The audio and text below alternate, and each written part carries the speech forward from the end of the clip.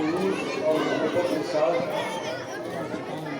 بارگاہ رسالت و آل رسالت میں درود شریف کا نذرانہ پیش فرمائیں۔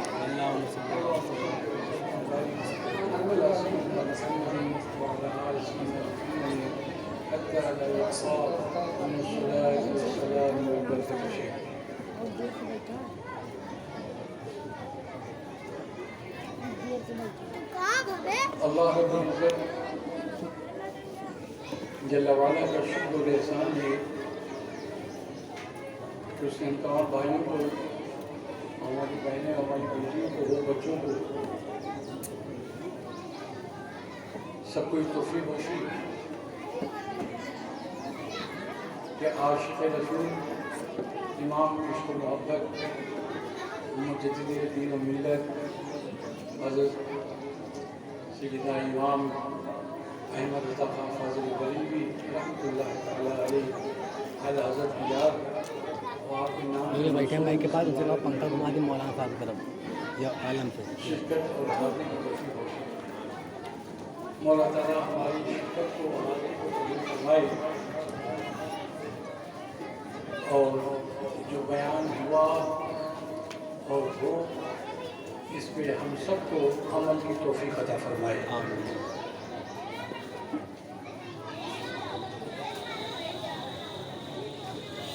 کچھ دیر کے لیے میں آپ کے سامنے آنے کے لیے انشاءاللہ اس سلسلہ چلتا رہے گا۔ اعلیٰ حضرت فاضل بریلوی رحمۃ اللہ تعالیٰ علیہ سے متعلق سے باتیں میں ضرور کہنا چاہوں گا۔ خوشی کی بات ہے کہ سال گزشتہ میں یہ سعادت ملی تھی اور اس سال بھی۔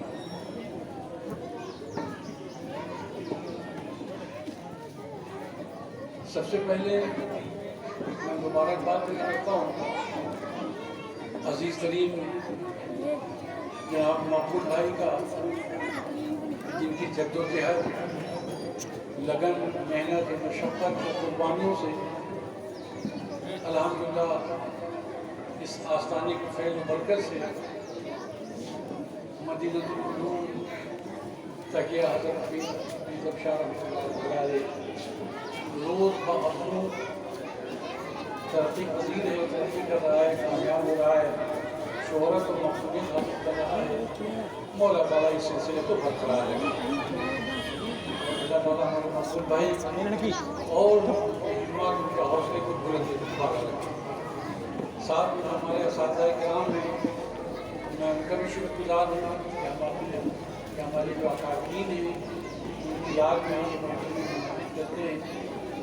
عوام کو، بچوں کو بھی کم از کم اپنے بڑوں کے نام سے انہیں آشنا ہونا چاہیے۔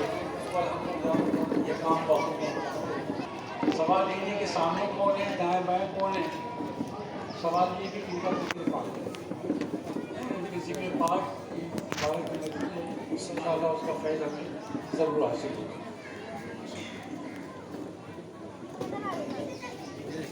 یہ سفر کا مہینہ اور اس مہینے کی آج 28ویں تاریخ، بہت ساری شخصیات ہیں لیکن 3 شخصیتیں ہیں کہ جو اس مہینے میں خاص طور سے یاد کی جاتی ہیں۔ 25 صفر کو اعلیٰ حضرت فاضل بریلوی رحمۃ اللہ تعالیٰ علیہ ان کا عرصہ ہے، ان کا وصال کی تاریخ ہے، اور آج 28 تاریخ ہے۔ آج حضرت سیدنا سید احمد سرہندی مجدد الف ثانی رحمۃ اللہ تعالیٰ علیہ ان کی بھی وصال کی تاریخ ہے، اور آج ہی 28 صفر کو حضرت سیدنا امام حسن رضی اللہ تعالیٰ عنہ کی پیدائش کی تاریخ ہے۔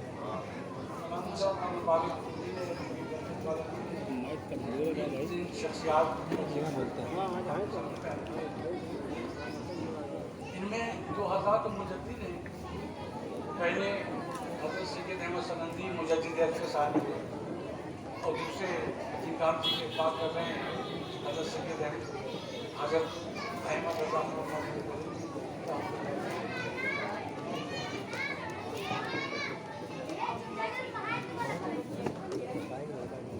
بہت مختصر سا بیان میں اب خالی سمجھانا چاہوں گا کہ مجدد ہمیشہ ہم سنتے آتے ہیں اعلیٰ حضرت مجدد دین و ملت.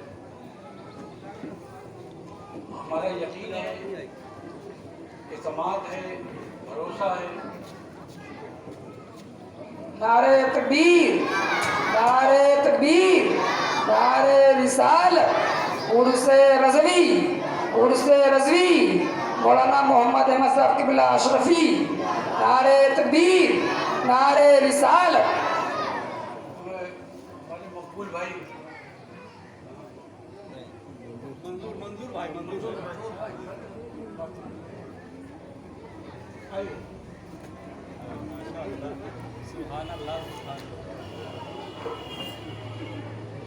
نعرہ تکبیر، نعرہ رسالت، عرس رضوی، نعرہ تکبیر، نعرہ رسالت.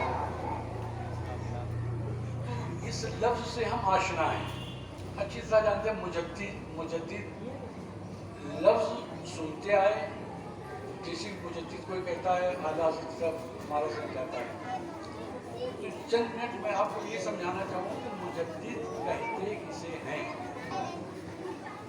میرے بھائیوں، ہمارے آپ کے پیارے نبی صلی اللہ علیہ وسلم کا فرمان ہے، آپ کا ارشاد ہے کہ ہر 100 سال پر اللہ تبارک و تعالیٰ خیر و حکمت کی نعمت دے کر ایسے لوگوں کو بھیجتا ہے جو پیارے نبی صلی اللہ علیہ وسلم کی تعلیمات کا احیاء فرماتے ہیں، دوبارہ زندگی بخشتے ہیں، اجاگر کرتے ہیں. ہر 100 سال میں ایسا نہیں کہ اعلیٰ حضرت پہلے مجدد ہوں. آپ سے پہلے بھی گویا 1300 مجدد آ چکے، 13 مجدد آ چکے. ہر 100 سال پر ایک مجدد آتا ہے. ابھی اللہ تعالیٰ نے خصوصی علم، خصوصی نعمت، خصوصی فہم و فراست، قرآن و حدیث کی سمجھنے والی صلاحیت عطا فرماتا ہے. خصوصی طور پر اسپیشلٹی ہوتی ہے. مجدد کو آپ یہ نہ سمجھیں کہ وہ کوئی بات اپنی طرف سے کہہ رہے ہیں، کوئی بات وہ وضع کر رہے ہیں، کوئی بات وہ ایجاد کر رہے ہیں. ایسا نہیں ہے، بلکہ قرآن و حدیث میں جو چیزیں ہیں اس کو اور واضح طور پر اس کو بیان فرماتے ہیں. مثال کے طور پر جب ہم کھیتی کرتے ہیں، ہم نے دھان کے بیج بوئے یا گیہوں کے، یا جب کوئی باغ لگاتے ہیں تو کسان کی ذمہ داری کیا ہوتی ہے کہ وہ اپنے کھیت کو بھی دیکھے، اپنے باغ کو بھی دیکھے، اور جہاں پر اس نے پودے لگائے ہیں اس کی بھی دیکھ بھال کرتا ہے. یہ روزمرہ کا آپ کا مشاہدہ ہوگا کہ جب دھان ہم بوتے ہیں ان پودوں کے ساتھ ساتھ کبھی کبھی خود بخود بغیر بوئے ہوئے گھاس نکل آتے ہیں. اس کو گھاس کی بوائی نہیں ہوتی، خودرو ہوتے ہیں، وہ خود بخود نکل آتے ہیں. تو کسان کیا کرتا ہے؟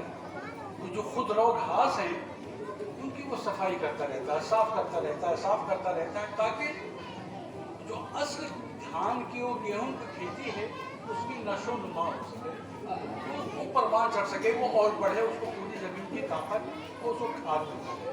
تو کسان کی ذمہ داری کیا ہوتی ہے کہ وہ گھاس پھوس کو نکالتا رہے، ورنہ وہ گھاس پھوس اور وہ کھیتی دونوں یکساں ہو جائیں. اور یہ کسان کی پوری ذمہ داری ہوتی ہے. اگر کوئی ہم سے کہتے کہ آپ چلیے تو ہم نہیں کر سکتے، ہمیں شناختی نہیں، ہمیں پہچان ہی نہیں، خالی سنتے آئے ہیں کہ دھان کے ساتھ گھاس پھوس نکل آتے ہیں. یہ کسان جو ہے وہ اپنی اس کی اپنی صلاحیت ہوتی ہے، جو پہچان ہوتی ہے، شناخت ہوتی ہے کہ کس چیز کو ہمیں نکالنا ہے اور کس چیز کو ہمیں برقرار رکھنا ہے. اتنا سمجھنے کے بعد ٹھیک اسی طریقے سے ہمارے پیارے نبی صلی اللہ علیہ وسلم نے دین پیش کیا. اللہ کا فرمان ہے اليوم اکملت لکم دینکم. یہ دین مکمل اللہ تبارک و تعالیٰ نے بھیج دیا. لیکن اس دین کے ساتھ اس باغ میں اس پھلدار پیڑوں کے ساتھ ساتھ لوگوں نے اپنے ذہن سے ایسی گھاس پھوس کی طریقے سے باتیں وضع کر دی اور لوگوں میں ظاہر کر دی کہ وہ درخت اصل قانون اور ان گھاس پھوس میں عوام فیصلہ ہی نہیں کر پاتے کہ اصل کیا ہے اور فرع کیا ہے اور گھاس پھوس کیا فرق. تو اللہ تعالیٰ ہر 100 سال پر ایسے مجددوں کو بھیجتا ہے کہ جسے ہم عرف میں کسان کہہ لیں. دین کے وہ کسان بن کر آتے ہیں جو دین کے ساتھ ملاوٹی طور پر خودرو ہو جاتے ہیں, لوگ وضع کر لیتے ہیں. تو مجدد کا کام یہی ہوتا ہے کہ جو اسلام کے نام پر, دین کے نام پر, مذہب کے نام پر جو غلط باتیں ہوتی ہیں ان کو وہاں سے وہ نکال کر باہر پھینک. ہمیشہ ہوتا چلا ہے ہر زمانے میں. اب ہم سب کے لیے تو پوری تفصیل نہیں کہ ہر زمانے میں کون سے گھاس تھے. ہم اعلیٰ حضرت کا ذکر پاک ہو رہا ہے, اعلیٰ حضرت فاضل بریلوی رحمۃ اللہ تعالیٰ علیہ. آپ کے زمانے میں بہت سی مثالیں ہیں, ان میں سے خالی کچھ مثالیں میں آپ کے سامنے بیان کروں گا کہ خود ہم وضع کرتے ہیں خود اپنے ذہن سے اس کی پیداوار کرتے ہیں. اس کی نہ کوئی بوائی ہوتی ہے, نہ اس کی کوئی بیج ہے, نہ اس کا کوئی پروف ہے, نہ کوئی اس کی دلیل, کچھ نہیں. بس ایک نے دیکھا دوسرے نے دیکھا تیسرے نے دیکھا, وہ عام بھی ہو جاتی ہے. اعلیٰ حضرت اپنے فتاوی میں خود لکھتے ہیں. خالی ایک مثال میں آپ کو دوں. آپ فرماتے ہیں کہ آپ اعلیٰ حضرت فاضل رحمۃ اللہ علیہ کی کل شریف کی محفل میں گئے ہوئے تھے. ہمارے علماء تشریف فرما ہے سب کے لیے, آپ سب نے پڑھا ہوگا اعلیٰ حضرت امور بدعت آپ پڑھیں تو آپ نمایاں حضرت فرماتے کہ آپ کا ایک بات ہے کہ آپ ایک کل شریف میں گئے اور جو حافظ و قاری تھے وہ کل شریف پڑھ رہے تھے. وہ کل شریف پڑھ رہے تھے,